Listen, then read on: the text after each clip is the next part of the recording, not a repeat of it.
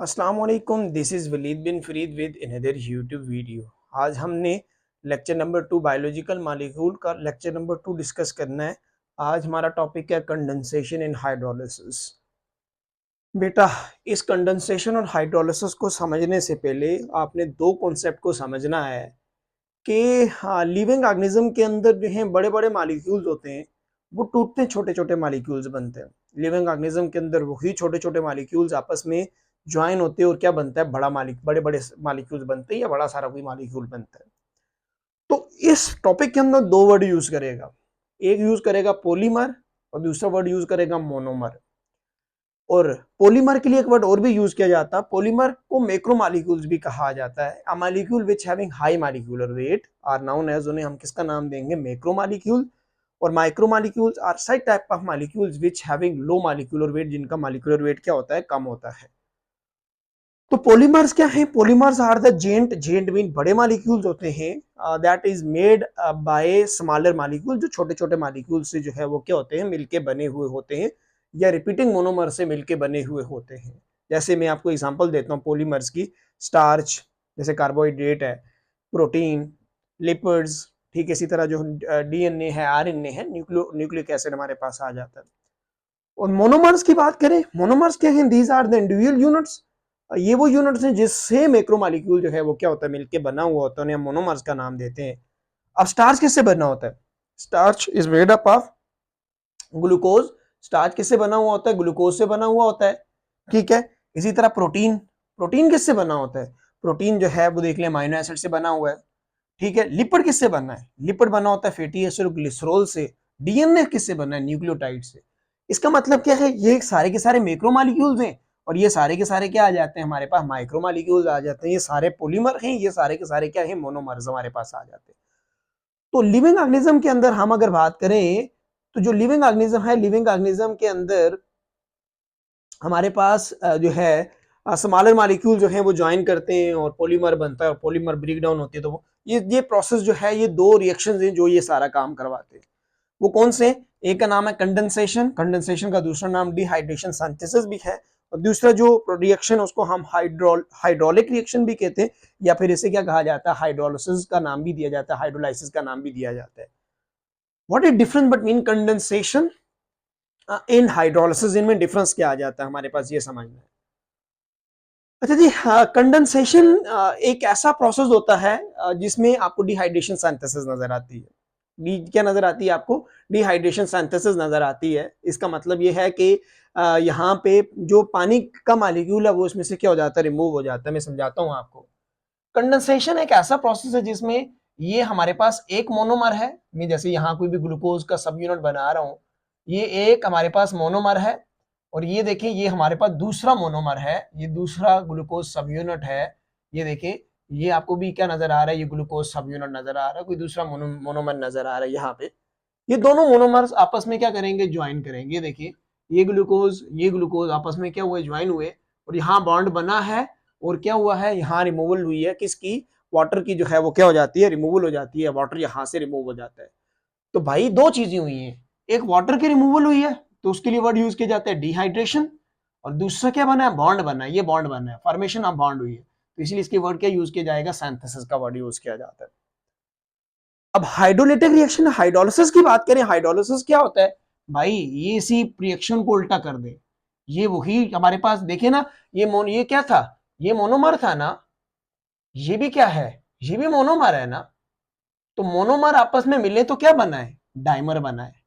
अब देखें अगले रिएक्शन में, ये डाइमर टूटेगा, ये डाइमर किसकी मौजूदगी में, पानी की मौजूदगी में, तो क्या बनेंगे, मोनोमर्स बनेंगे। देखिए, ये ग्लूकोज सब यूनिट बना है, ये ग्लूकोज का दूसरा सब यूनिट बना है, तो उसको हम किसका नाम देंगे, पानी की मौजूदगी में किसी चीज का टूटना, दिस इज नोन एज, उसको हम देते हैं हाइड्रोलिसिस रिएक्शन। उसे क्या कहा जाता है, हाइड्रोलिसिस का नाम दिया जाता है या उसे हाइड्रोलिसिस कहा जाता है। तो देख ले, polymer are broken down by hydrolysis. ये पॉलीमर है, ये डाइमर है, ये पॉलीमर भी हो सकता है, ठीक है। तो that is the reverse of the condensation, ये कंडेंसेशन का क्या आ जाता है, रिवर्स आ जाता है यहाँ पे। अच्छा जी, दूसरा पॉइंट देखेंगे, condensation does not take place unless a proper enzyme. ये किसकी मौजूदगी में होगा, ये तब तक हो ही नहीं सकता है जब तक यहाँ कोई एंजाइम ना चाहिए हो।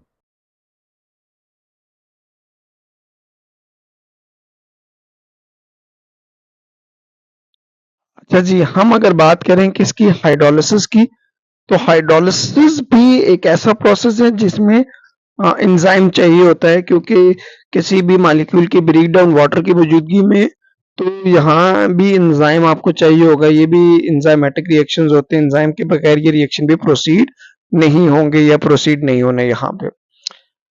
इसी तरह हमारे पास अगर कंडेंसेशन रिएक्शंस की बात करें तो इनको हम एंड्रोगोनिक रिएक्शन का नाम देते हैं। एंड्रोगोनिक रिएक्शंस ऐसे रिएक्शंस होते हैं जिनके अंदर हीट जो है वो क्या होती है, एब्जॉर्ब्ड होती है, उनको हम एंड्रोगोनिक रिएक्शन कहते हैं। और हाइड्रोलिसिस जो है वो एक्सर्गोनिक रिएक्शंस हैं जिसमें हीट जो है वो क्या होती है, रिलीज होती है। ये इसमें हीट जो है वो क्या होगी, रिलीज होगी। जब दो मॉलिक्यूल टूटेंगे तो वहां पे ऑटोमेटिकली हीट ने क्या होना है, लॉस होना है, यहाँ पे या लॉस होगी। अच्छा जी, मैं आपको बता चुका हूँ कि ये सारा प्रोसेस जो है वो एंजाइम की मौजूदगी में होता है, ठीक है। और रिएक्टेंट जो है वो उनके पास हाई एक्टिवेशन एनर्जी होती है। हमारी बॉडी में जितने भी रिएक्शंस हैं, उन सारे रिएक्शंस की अगर बात करें तो उनकी जो जो प्रोडक्ट बनता है वो कंडेंसेशन रिएक्शन से बनता है। जैसे हम अगर देखें तो ग्लूकोज सब यूनिट आपस में मिलेंगे, माल्टोज बनेगा। और जो हमारी बॉडी के अंदर इसी तरह बात करें कि हाइड्रोलिसिस रिएक्शन जो है होते हैं पानी की मौजूदगी में, जो है वो मॉलिक्यूल्स टूटते हैं, तो मोनोमर्स की फॉर्मेशन होती है। अच्छा, कंडेंसेशन रिएक्शन में देखें, इन कंडेंसेशन रिएक्शन वन मॉलिक्यूल जो है उसमें आप देखेंगे तो हाइड्रोक्सिल ग्रुप जो है वो उसमें से रिमूव होगा, और दूसरे मॉलिक्यूल में से जो है वो हाइड्रोजन ग्रुप जो है वो क्या होना है, रिमूव होना है। तो दोनों जो है ये रिमूव होंगे तो उसकी वजह से जो है वो क्या होता है, वाटर की फॉर्मेशन होती है। और हाइड्रोलिसिस में आप देखें, जब हाइड्रोलिसिस होती है तो वो पानी की मौजूदगी में होगी। तो आपको पता है कि वाटर का जो फार्मूला है वो H और OH भी इसको लिखा जा सकता है। तो देखिए यहाँ से जब पानी टूटेगा तो हाइड्रोजन जो है वो आएगा एक मोनोमर के साथ, और हाइड्रोक्सिल जो है वो दूसरे मोनोमर के साथ आएगा।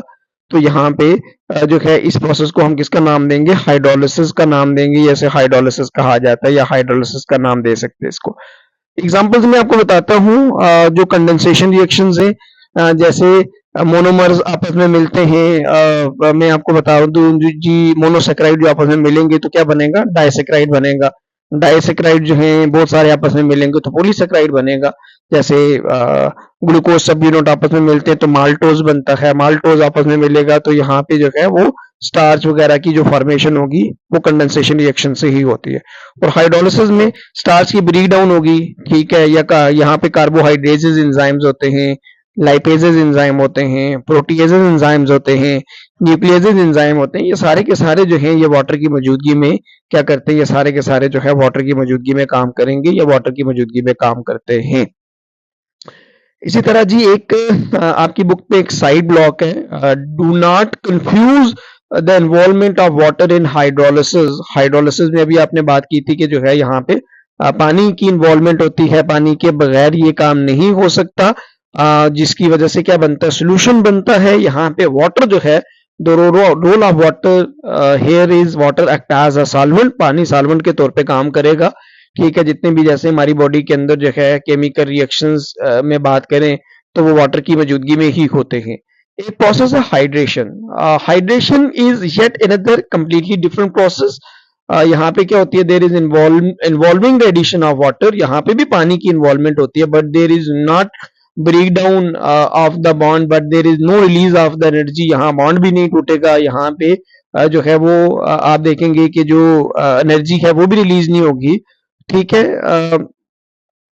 नॉर्मली देखा जाए तो हमारी बॉडी में जो ऑक्सीडेशन होती है मुख्तलिफ किस्म की सब्सटेंसेस की रिस्पायरेशन के दौरान, वो किस प्रोसेस से होती है, वो हाइड्रेशन के प्रोसेस से ही होती है। उसे हम हाइड्रेशन का नाम देंगे।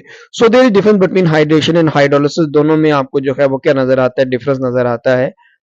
होप सो कि आपको ये जो कॉन्सेप्ट मैंने बताए ये सारे के सारे जो है वो समझ आ गए होंगे। ये हमारा दूसरा लेक्चर था। अगर कोई क्वेश्चन है